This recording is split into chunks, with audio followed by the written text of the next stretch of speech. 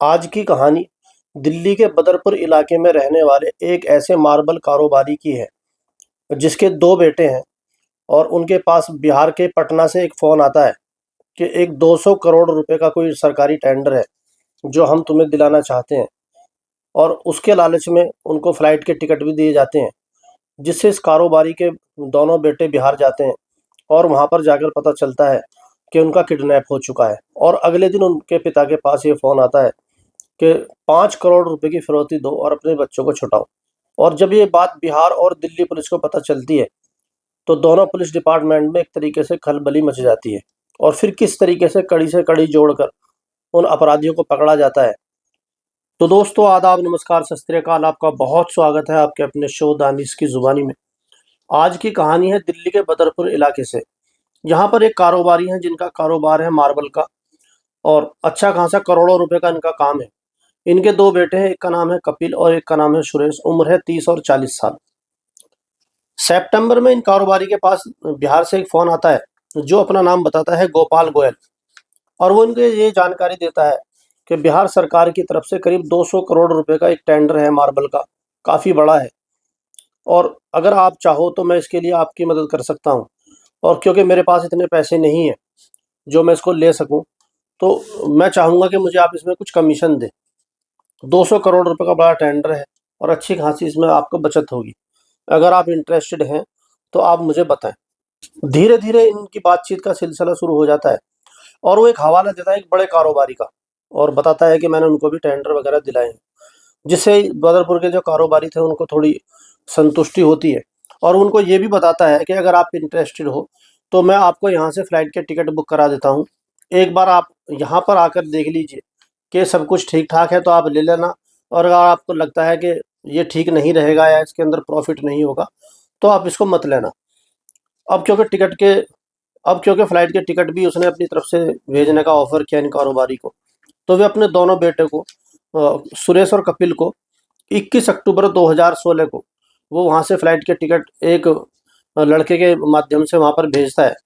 क्योंकि फ़्लाइट का टिकट कहीं से भी आप बुक करा सकते हैं और वहीं से वो कोरियर के माध्यम से वहाँ पर पहुँच जाता है। टिकट था 21 अक्टूबर 2016 शाम करीब 4 साढ़े 4 बजे दिल्ली इंदिरा गांधी एयरपोर्ट से। अब ये दोनों भाई वहाँ पर पहुँचते हैं तय समय के अनुसार। और उसके बाद 6:10 पर ये दोनों पटना लैंड हो जाते हैं। वहाँ पर जाकर एक मैसेज आता है इनके पास कि हमने अपना एक ड्राइवर आपके पास भेजा है जिसका नाम अजीत है। और मैसेज के अंदर उस अजीत का मोबाइल नंबर था। अब दोनों भाई वहाँ पर अजीत को फ़ोन करते हैं। अजीत स्कॉर्पियो लेकर आता है और दोनों भाई उसके अंदर बैठ जाते हैं। करीब 2.5 घंटे तक स्कॉर्पियो गाड़ी चलती रहती है। अब यहाँ पर इन दोनों भाइयों को पटना की इतनी जानकारी नहीं थी और ना ही ये पहले वहाँ पर कभी गए थे। तो इनको लगता है कि शायद एयरपोर्ट से कहीं दूर है और ये चुपचाप गाड़ी के अंदर बैठे रहते हैं। करीब 2.5 घंटे का ट्रेवल करने के बाद गाड़ी एक जगह रुकती है और वहाँ पर जाने के बाद कहानी पूरी तरह से बदल जाती है।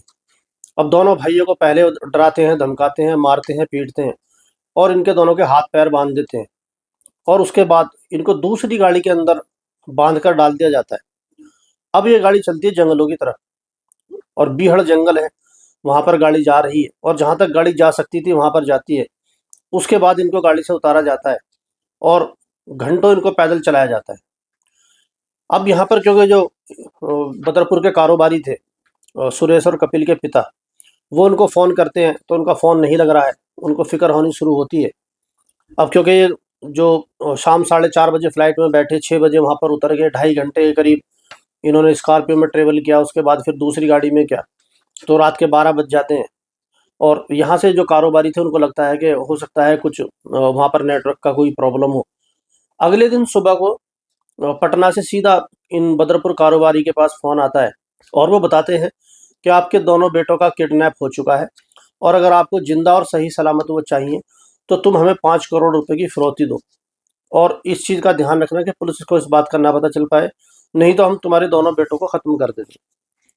अब ये जानकर जो बदरपुर के कारोबारी थे उनके होश उड़ जाते हैं और दोनों के दोनों पटना की किसी जंगल में, जहाँ पर वो कभी गए भी नहीं हैं। अब वो सारे जो उनके रिश्तेदार थे और उनके यार दोस्त थे उनके साथ वो मशवरा करते हैं क्या किया जाए। अगर पुलिस को खबर करते हैं कहीं ऐसा ना हो कि मेरे दोनों बेटों की हत्या हो जाए। और अगर नहीं भी करते हैं तो बिहार के जैसे जंगल में 5 करोड़ देने के बाद भी इस बात की क्या गारंटी है कि उनके बच्चे दोनों वापस मिल जाए। खैर वो दोनों पुलिस को इन्फॉर्म करते हैं दिल्ली की, और उसके बाद वहाँ से पटना के लिए निकलते हैं। जिस थाने के अंदर वो एयरपोर्ट आता था, वहाँ पर भी उनकी एफआईआर लिखाई जाती है। अब यहाँ पर दिल्ली और बिहार पुलिस दोनों एक साथ मिलती हैं और दोनों एक साथ काम शुरू करती हैं। सबसे पहले इसी बात का ध्यान किया जाता है कि जिस नंबर से फ़ोन आया था, उस नंबर की ट्रैकिंग की जाए। लेकिन वो नंबर स्विच ऑफ था, क्योंकि जिसने किडनैप किया है वो कोई ऐसा कच्चा खिलाड़ी नहीं था। उसके बाद जो फ्लाइट का टिकट लेकर उनके घर पर डिलीवरी देने के लिए आया था, दिल्ली पुलिस उसको पकड़ती है और उससे काफ़ी सख्ती से पूछताछ करती है, लेकिन उसके पास से भी पुलिस को कोई ऐसी जानकारी नहीं मिल पाती जो पुलिस के कुछ काम आए। उसके बाद फिर बिहार पुलिस का काम शुरू होता है। वहाँ पर जितने भी ऐसे किडनैपर थे, जिन्होंने हिस्ट्री में ऐसी कोई किडनैपिंग की हो, उन सबको खंगाला जाता है और ये देखा जाता है कि क्या पहले भी इस तरीके से, क्या फ्लाइट का टिकट देकर और दूसरे शहर से या दूसरे स्टेट से बुलाकर कोई किडनैपिंग की गई है। ऐसा भी पुलिस को कोई इस तरीके का कोई रिकॉर्ड पुलिस को नहीं मिलता। और इसके बाद फिर पुलिस जितने भी वहाँ पर मुखबिर थे और जो भी जेल के अंदर ऐसे किडनैपर बंद थे, उन सब से पूछताछ करती है कि ऐसा कौन कर सकता है। लेकिन यहाँ पर पुलिस को किसी भी तरीके की कोई कामयाबी हासिल नहीं हो रही थी। अब पुलिस की जांच धीरे धीरे आगे बढ़ना शुरू होती है और इसी बीच पुलिस को ये ध्यान आता है कि उसने 2 अलग-अलग नंबर से जो बदरपुर के कारोबारी थे उनसे कॉन्टैक्ट किया था। पहला नंबर ये था जो जिसमें उसने अपना नाम गोपाल गोयल बताया था और उसने बताया था कि कोई सरकारी टेंडर है 200 करोड़ रुपए का, और दूसरे फ़ोन से उसने जो फिरौती 5 करोड़ रुपए की माँगी थी, वो कोई दूसरा फ़ोन था। अब ख़ैर पुलिस दोनों फ़ोनों की डिटेल निकालती है, क्योंकि दोनों स्विच ऑफ थे, लेकिन उनकी कॉल हिस्ट्री निकालती है तो पता चलता है कि एक की कॉल हिस्ट्री कुछ भी नहीं है और सिर्फ़ वो फ़ोन करने के लिए ही यूज़ किया गया था। लेकिन जो दूसरा नंबर था जिसे 5 करोड़ की फिरौती माँगी गई थी, उस पर ऐसे बहुत सारे कॉल आए हुए थे और गए हुए थे, जिससे पुलिस को लगता है कि यहाँ से कुछ न कुछ कामयाबी मिल सकती है। अब खैर पुलिस उस कॉल की डिटेल निकालती है, उस फ़ोन नंबर की, तो पता लगता है कि वो इलाहाबाद के किसी शख्स का है। अब फ़ौरन पुलिस इलाहाबाद पहुँचती है और उस शख्स को गिरफ्तार करती है। यहाँ पर जाकर पुलिस को ये पता चलता है कि वो इंसान खुद इनोसेंट है और उसको भी बिल्कुल इसी तरीके से एक सरकारी टेंडर का लालच दिया गया, और वो अभी एक अपने दूसरे दोस्त के साथ पटना जाता है और पटना जाने के बाद उसको फिर उस स्कॉर्पियो में बिठाकर करीब 100 किलोमीटर का सफ़र किया जाता था और उसके बाद उसको जंगल के अंदर बांध लिया गया और जंगल के अंदर उनको छोड़ दिया गया। अब क्योंकि वो बहुत बियाबान जंगल था, वहाँ जंगली जानवर और नक्सलवाद का बहुत खतरा था, तो कोई भी वहाँ से भाग नहीं सकता और इस बात का उनको कॉन्फिडेंस था। लेकिन किसी तरीके से वो अपने हाथ खोलता है रात को और वो जो उस जंगल के पास पुलिस स्टेशन था वहाँ पर जाता है और जाकर सारी बातें बताता है कि किस तरीके से उसको बुलाया गया है और यहीं जंगल में उसका दूसरा साथी भी बंधा हुआ है। खैर पुलिस फ़ौरन एक्शन में आती है और जंगल में उसके साथ जाती है और उसके दूसरे साथी को छुड़ा लेती है, और लेकिन इसका कोई भी रिकॉर्ड नहीं था। ना ही वो पुलिस इसकी एफआईआर लिखती है और ना ही ये इलाहाबाद का शख्स लिखवाता है, क्योंकि उसको लगता है कि मैं बिना पैसे दिए छूट गया और जान बच गई।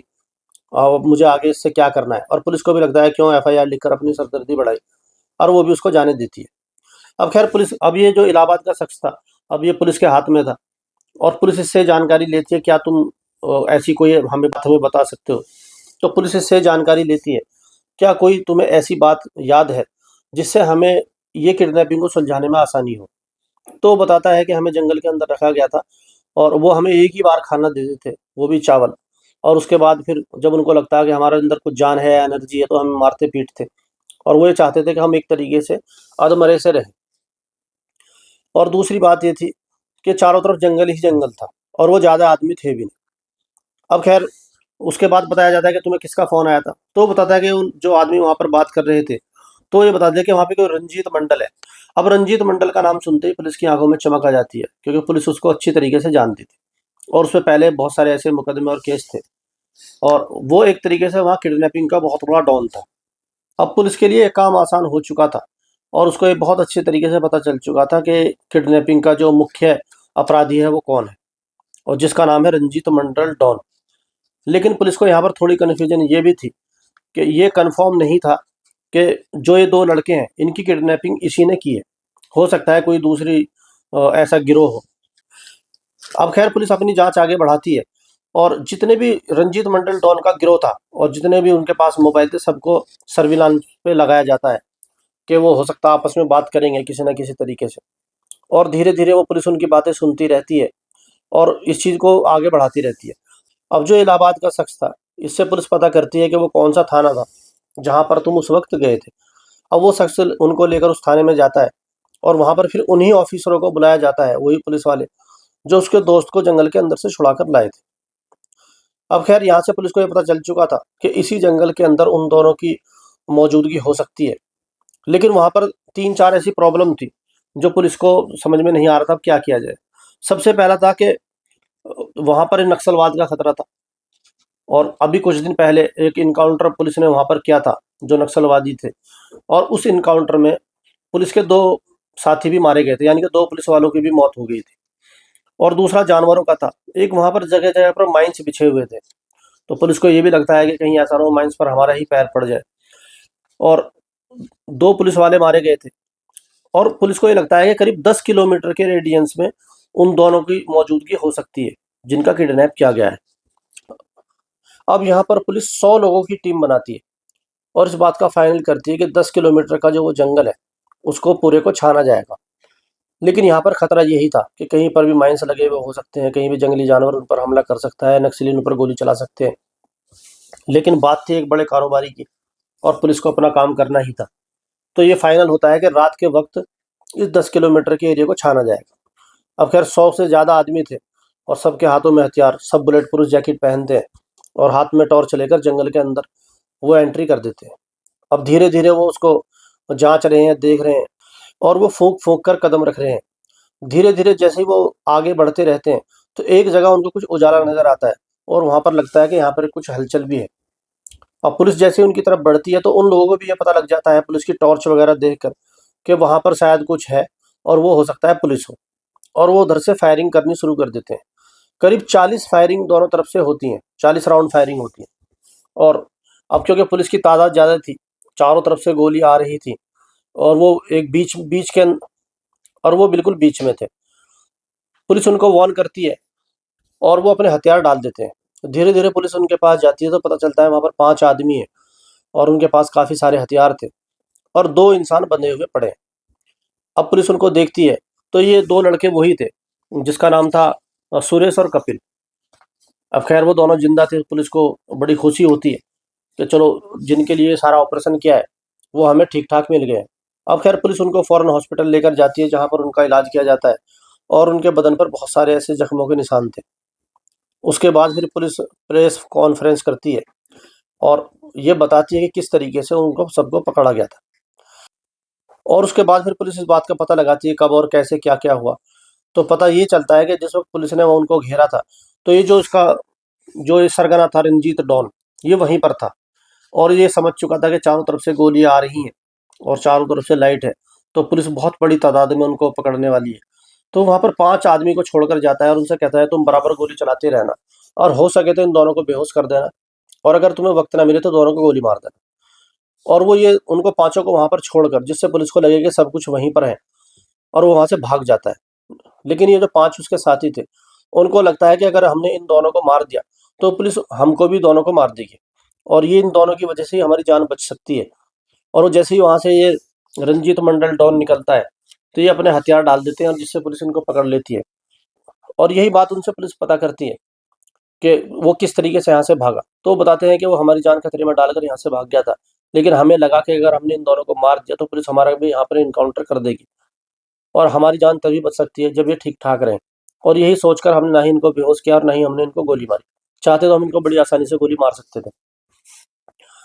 अब ख़ैर पुलिस के लिए जो सबसे बड़ी अब चुनौती थी, वो पूरी तरह से ख़त्म हो चुकी थी।